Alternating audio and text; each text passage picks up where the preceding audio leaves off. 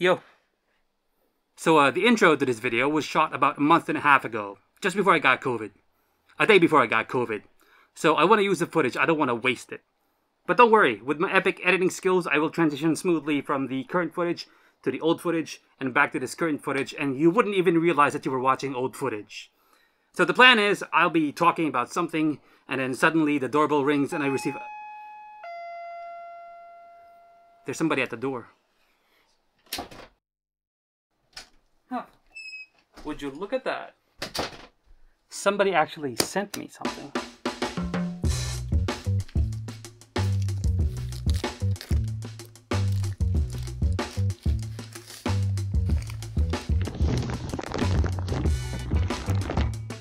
Huh.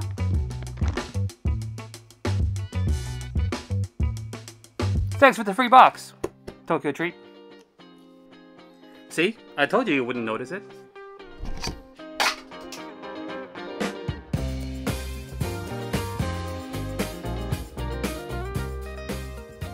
Oh, and by the way, you're gonna have to get used to all these night and day transitions because I'm scrambling for time at the end of the day after I go to work and at the beginning of the day before I go to work in order to film some shots and edit the videos. But of course, that's not the only thing I'm busy with. I'm always trying to leverage the fact that I have a YouTube channel in order to collaborate with individuals or companies that I trust in order to try and promote the channel and to make it bigger. That's where TokyoTreat comes in. Oh, that's where TokyoTreat comes in. Okay, full disclosure, because I want to be honest about this thing. This review is not paid for by TokyoTreat, so I'm going to be honest with my thoughts and feelings about this TokyoTreat box. However, I am affiliated with them, so if you decide to purchase a TokyoTreat subscription within the next 30 days using my link down below, then you'll be able to get some Japanese snacks on your doorstep, and also you'll be helping this channel out. But hold your horses, you might want to find out first if TokyoTreat and Japanese snacks are right for you. So let's unbox this bad boy, shall we? Oh yeah, and one thing I want to say about this thing before I actually unbox it is that the packaging is awesome. It's got a nice dark blue aesthetic to it with a rabbit motif. So it's got characters for like snack and also Tokyo and the characters for Usagi or rabbit here. In a very nice shape when I received it, and it's also sealed. So that's how you know it's going to be good when you get it. And I got it a month and a half ago, but let's see if it's still good inside.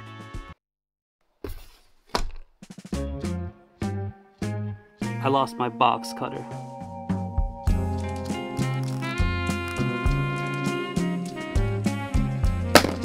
Scalpel. I found my box cutter.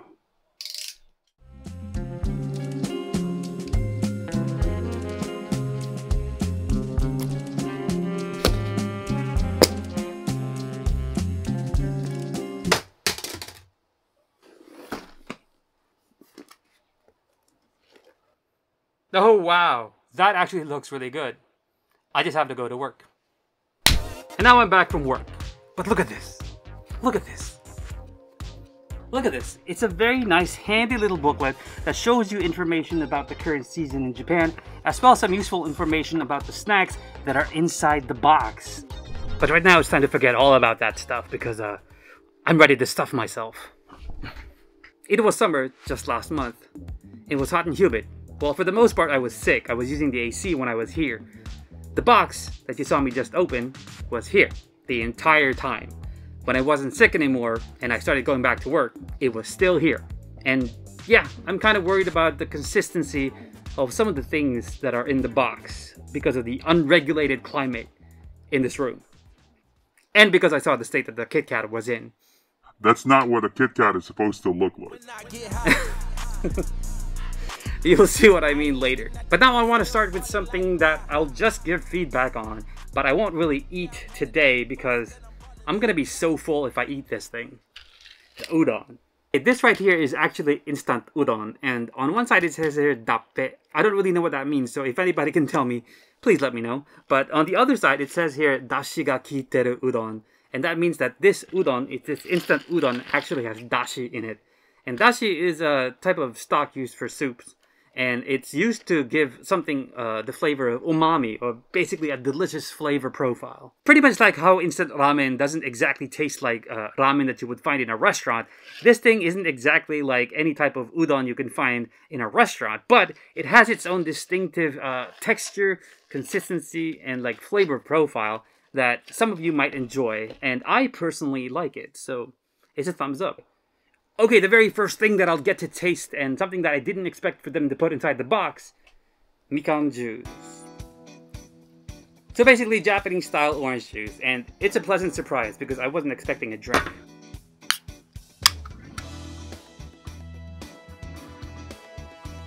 I like it. It's pretty standard mikan taste, but pretty standard mikan taste is pretty good, so I'll give it a thumbs up, and I'll keep it here on the side so I can use it as a drink when I eat other snacks. And boy, do we have snacks. The one thing that I'm really excited to try is this. Koikea fried potato black pepper potato chips.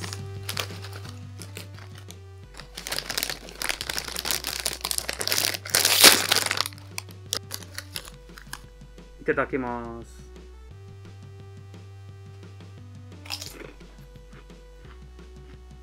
Oh my god. Okay, I don't want to eat the whole thing, but at the same time I kind of want to because damn, this tastes good. I actually like the taste of this thing. 2 thumbs up. I really like the taste of it. Okay, next up, in the spirit of the Moon Festival, we have this. The Full Moon Rice Cracker. Okay, I've never really had these before, but these are supposed to be light and crisp with a coating of sweet and savory soy sauce.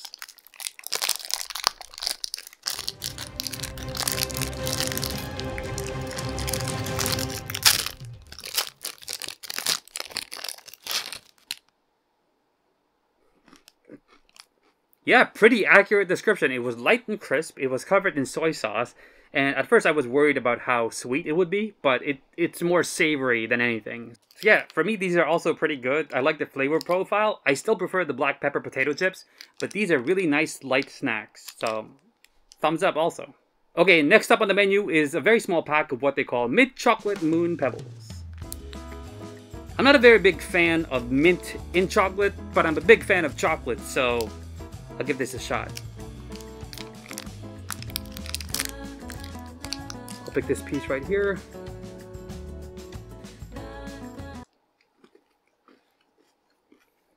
As I said, I'm not a big fan of mint, but because the mint flavor here is actually really mild, I don't mind it. It's got more of a chocolatey taste than a mint taste. So I give it a thumbs up. It's still pretty damn good. The only thing is that it comes in a very small pack, so if you're a big fan of this thing, you might want to have more of it. And now we have Baka, soy sauce and sesame senbei. You might have heard the word senbei before, and that actually means rice crackers in Japan. And this specific one has soy sauce and sesame. I'm a fan of senbei myself, so this is right up my alley.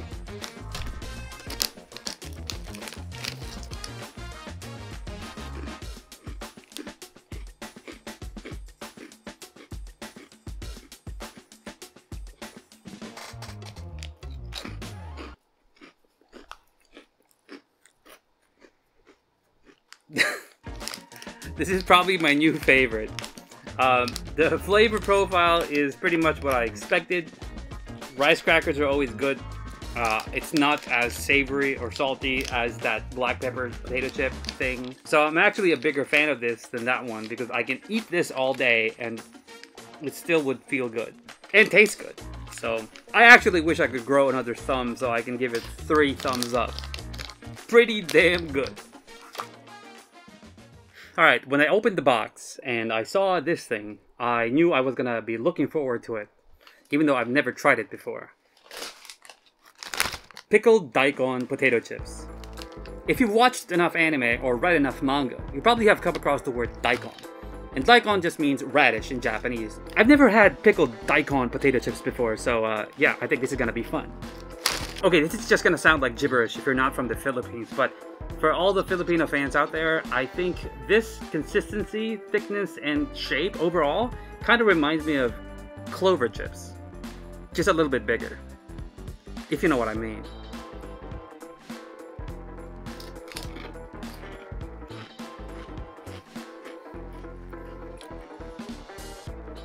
That is so different from clover chips. It has a nice mild flavor profile. It's not too salty, but savory enough that you can enjoy it for a long time. And it doesn't really taste like radish to me, but it has a really distinct taste, I think. And tastes really good. I don't want to stuff myself too much. I'm gonna put this out of the way. 2 thumbs up. Okay, the next thing is sweet soy sauce kibi dango. I'm actually not sure what kibi dango is. I don't think I've ever had it before, so this will be a new experience for me as well.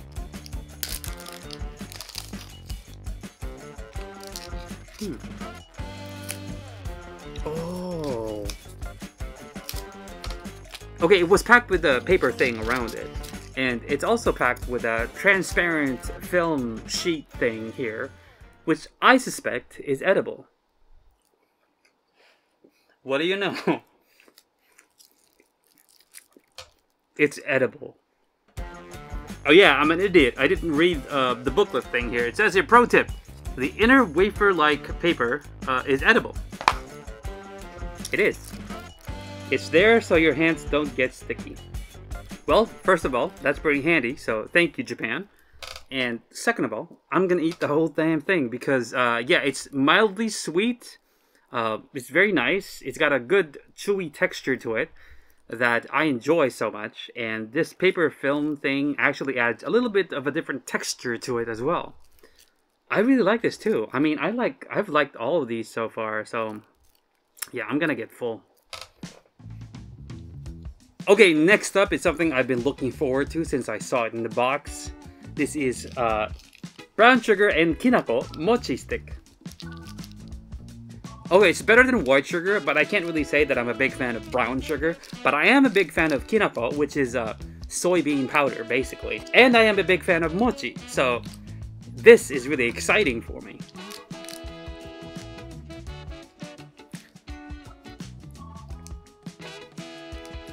Okay, now that I've had it, I think it's a little bit firmer than I expected it to be. I expected it to be a little bit more tender, but it still has a chewy consistency to it. And the flavor profile is really good. I really like the mild taste. I'm a big fan of kinako, as I said a while ago. So this tastes good. I just maybe want it to be a little bit more tender. And by the way, I gotta warn you, if you're eating something like this, anything with kinako, because it's a powder, it can get really messy. So you gotta be careful. Okay, next up is something I have never seen before. Onion soup corn puffs. Okay, these are supposed to be airy and light in texture, and I can definitely feel that through the packaging, but let's see how it tastes.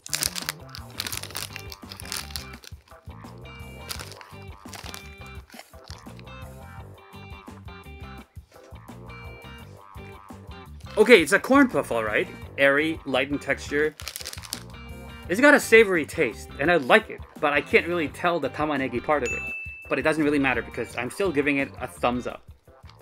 Next up, we got something sweet, and they call it custard flavored choco balls.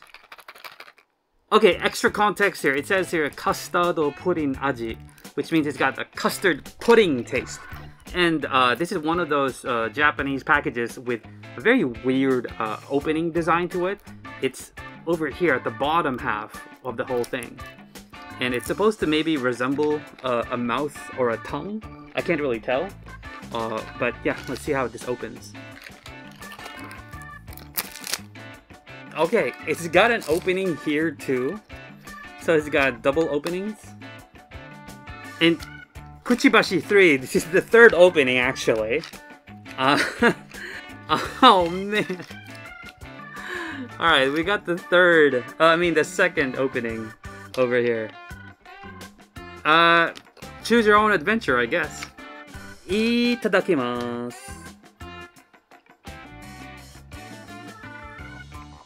I can actually taste the custard. I prefer chocolate over anything sweet really, but this is a thumbs up if you're a big fan of custard. And extra points, and maybe double thumbs up for the extra openings. Okay, another thing that I'm excited to try. Wasabi fish jerky. Again, for context, the text actually says wasabi nori, and nori actually means seaweed paper. So this is supposed to resemble the texture of seaweed paper, and it's pretty thin. So I think, you know, extra points for that. And I'm a big fan of anything spicy, so this kind of looks like it's right up my alley. The color is far from nori though. This is not what nori looks like color-wise.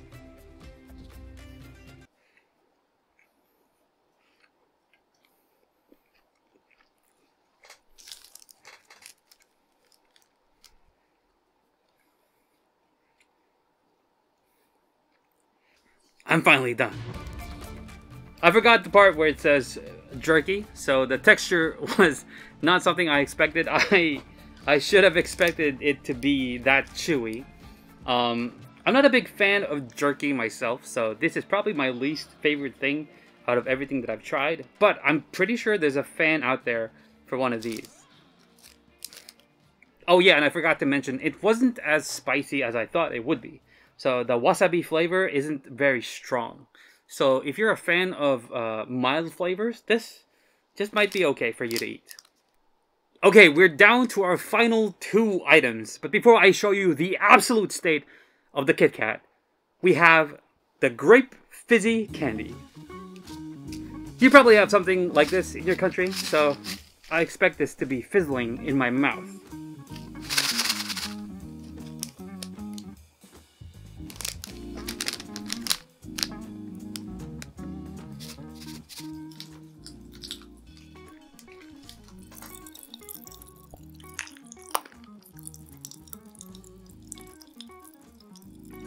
Yeah, pretty much what I expected.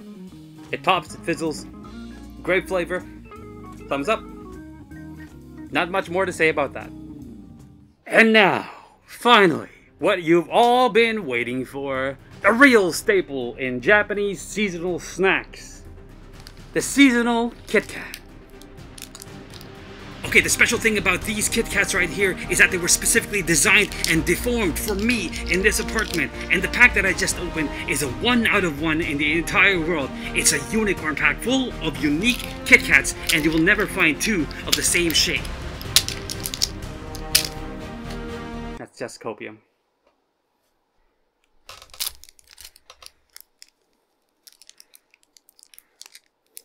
Voila!